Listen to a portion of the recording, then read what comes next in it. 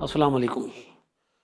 Monday کے دن ہمارا programme ہوتا ہے آؤ قرآن سمجھے کے حوالے سے، تو اس میں ہمارا طریقہ یہ ہوتا ہے کہ کچھ قرآن کا ہم حصہ لیتے ہیں اور اس کو بیان کرتے ہیں، اس کے اوپر اس کا ترجمہ بیان کرتے ہیں ڈائریکٹ، تاکہ ہم قرآن سے ہی دیکھیں، اچھا اس سے ہم سبق لیں۔ تو آج میں نے یہ سورہ معون میرے ذہن میں، کیونکہ اس کے اندر اللہ تعالیٰ نے ایک بڑی چیز ہمیں دکھائی ہے، یعنی اللہ تعالیٰ نمازیوں کو بھی نہیں بخش رہا۔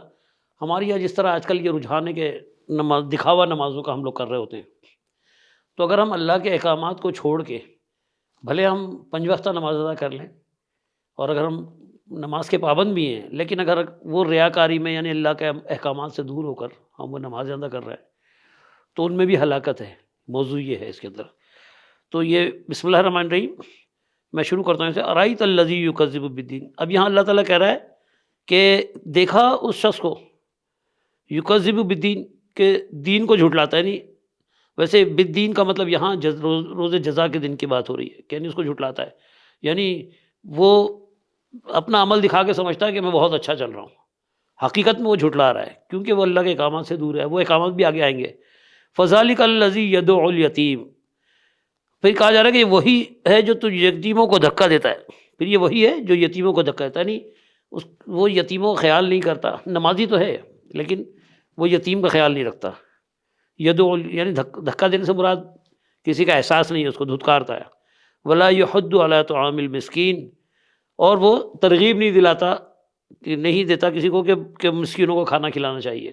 اگر کوئی مسکین ہے، یعنی ہے تو بڑا نمازی پرہیزگار، لیکن اگر کوئی مسکین ہے اس کا خیال نہیں رکھ رہا، یعنی وہ صرف اس کو بس یہ ہے، اپنے اوپر غرور ہے کہ میں نمازی ہوں، تو اللہ تعالیٰ اگلی آیت میں کہہ رہا ہے فویل للمصلین، تو ہلاکت ہے ایسے مصلیوں کے لیے، نمازیوں کے لیے ہلاکت ہے، یعنی وہ نمازیں صرف دکھاوے میں جائیں گی۔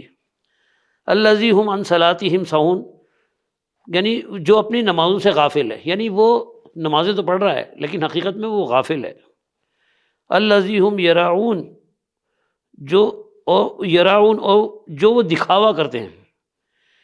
وَيَمْنَعُونَ الْمَاعُونَ، اور استعمال کی معمولی چیزیں بھی، اور کوئی مانگنے آتا ہے، مثال طور پر کسی نے کہا کہ بھائی پتیلا دے دیں، میں کھانا پکا کے بھی، آج ہمارے یہاں مہمان آئے ہوئے ہیں، بڑا پتیلا نہیں ہے وہ دے دیں، ہم آپ کو مہمانوں کے جانے کو واپس کر دیں گے۔ اب ان کے پاس اتنا بڑا پتیلا ان کے پاس رکھا ہوا تو ہے، اب پتہ ہے کہ گھر کا کھانا اس میں نہیں پکتا، کبھی کبھی استعمال ہوتا ہے، لیکن اس کے باوجود بھی مطلب یعنی منع کر دیتے کہ نہیں ہمارے پاس ہے ہی نہیں، یعنی جھوٹ بول۔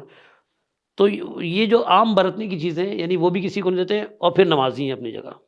تو ایسی نماز اگر دیکھنا چاہتے ہیں کہ اللہ تعالیٰ ہم سے کیسی نماز چاہتا ہے، تو سب سے پہلے ہمارا عمل ایسا ہونا چاہیے، ہمارا عمل اچھا ہو، اس کے بعد نماز ادا کریں تو وہ نماز ہے، ورنہ نماز نہیں ہے، ورنہ صرف اور صرف وہ دکھاوا ہے۔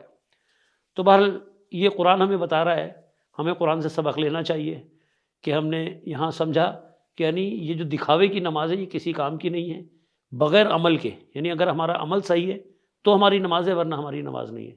چلے اپنا خیال رکھیے گا۔ السلام علیکم۔